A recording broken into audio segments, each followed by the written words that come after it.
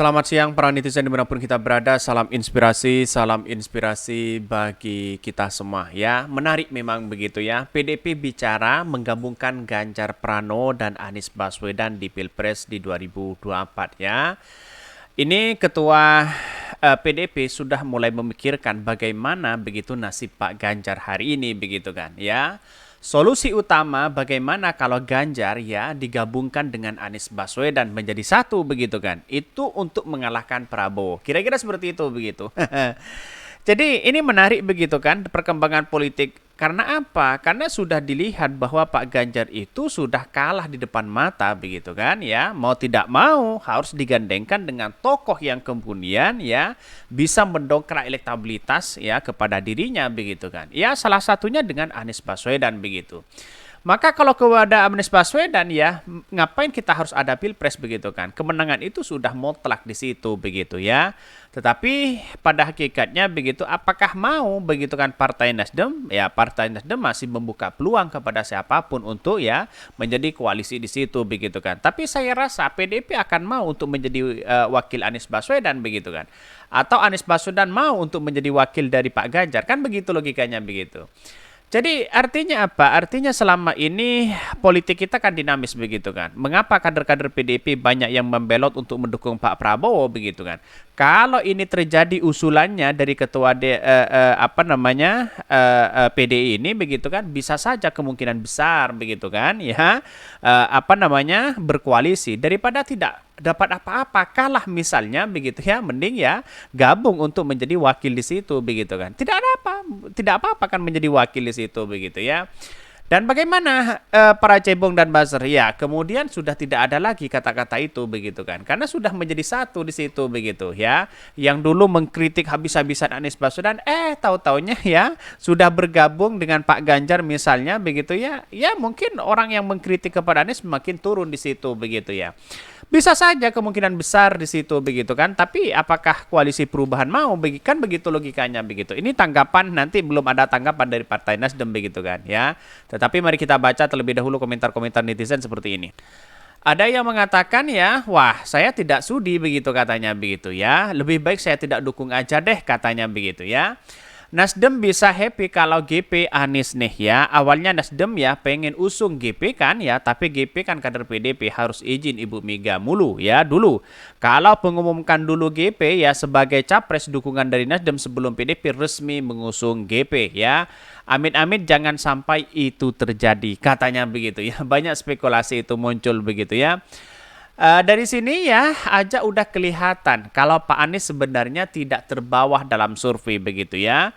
Jadi saya di Anies Baswedan santai-santai aja mereka begitu kan ya. Pengalaman di ke Jakarta juga seperti itu, surveinya kalah jauh begitu ya. Pasangan cocok itu yang Anies Megawati, nggak perlu ya KPU-KPUan Bawaslu-Bawasluan survei-surveian ya, media-media buzzeran ya, kampanye-kampanyan ya, nggak perlu itu, semuanya pokok langsung lantik aja Anies Megawati katanya begitu. Cocok nih ya, Ganjar menolak HTI, Anies menerima dukungan HTI ya, Republik Dagelan ya katanya begitu ya. Jadi orang-orang masih berbicara terkait dengan itu saya rasa sah-sah aja begitu dalam demokrasi begitu kan. Tapi pertanyaannya adalah bagaimana pendukung-pendukung Anies, akankah dia gabur kepada Pak Prabowo? Keuntungan besar kepada Pak Prabowo, bisa saja seperti itu begitu. Karena yang namanya politik itu kan dinamis begitu ya, tidak menentu di situ begitu ya. Ya pada hakikatnya kalau menurut saya pribadi ya sah-sah aja sebenarnya begitu. Ini kritikan luar biasa dari netizen begitu ya. Menarik untuk diwacanakan duet Anies Ganjar. Ya, kalau Ganjar menjadi wakil ya silahkan begitu kan ya, dengan senang hati kan bisa saja seperti itu begitu kan ya. Kalau menurut saya pribadi lebih baik Anies Puan di situ begitu kan, lebih greget ya di situ begitu ya. Tetapi mari kita baca terlebih dahulu beritanya seperti ini. Ini beritanya ya, PDIP bicara menggabungkan Ganjar Pranowo dan Anies Baswedan di Pilpres di 2024 ya. Akankah itu terjadi begitu ya?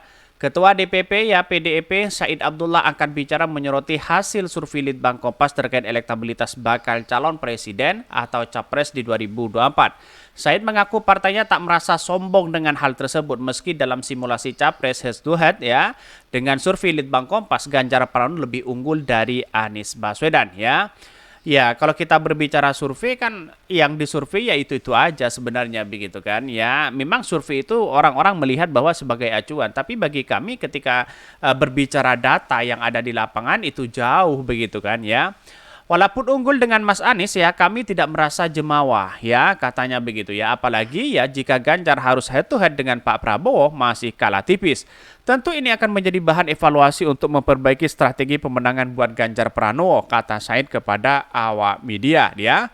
Bahkan ya di satu sisi Said lebih jauh mengatakan bakal capres dari koalisi perubahan untuk persatuan KPP Anies Baswedan lah bukanlah kompetitor yang patut diremehkan elektabilitasnya. Dia pun berandai-andai Ganjar dan Anies dapat bergabung menjadi satu kekuatan di pemilu di 2024. Artinya untuk bisa mengalahkan Prabowo ya seperti itu begitu kan. Ya, bayangkan kalau memang begitu ya tidak seperti itu ya, kemungkinan besar peluang Anies Baswedan dan Prabowo ini sangat luar biasa kemenangannya di situ begitu. Dan saya melihat seperti itu begitu.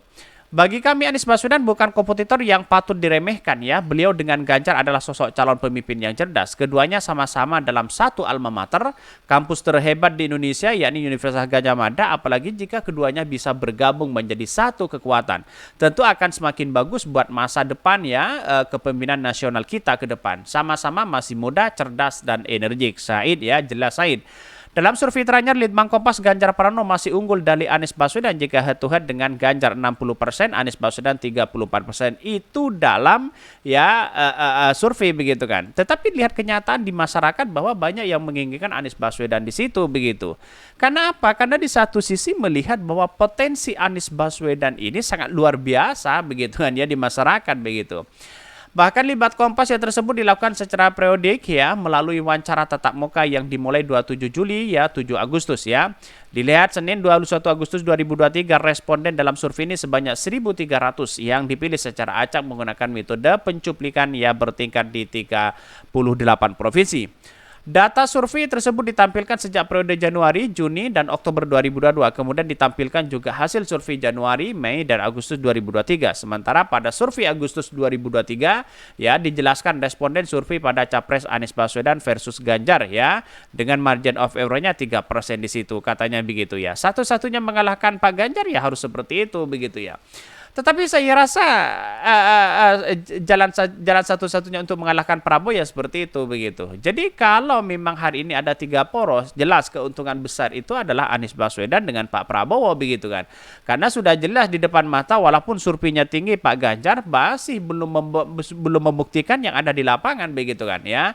Karena apa? Karena di lapangan itu menginginkan perubahan yang sangat luar biasa begitu kan. Apalagi ada survei baru bahwa 81% menginginkan itu masyarakat itu menginginkan perubahan di situ. Artinya melihat dari satu poros ke poros yang lain, Anies Baswedan itu ya unggul sangat luar biasa begitu ya.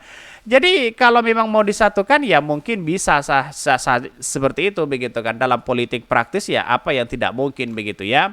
Kader saja begitu kan berada di A bisa saja mencalonkan dari si B begitu kan. Ya banyak hal-hal seperti itu begitu.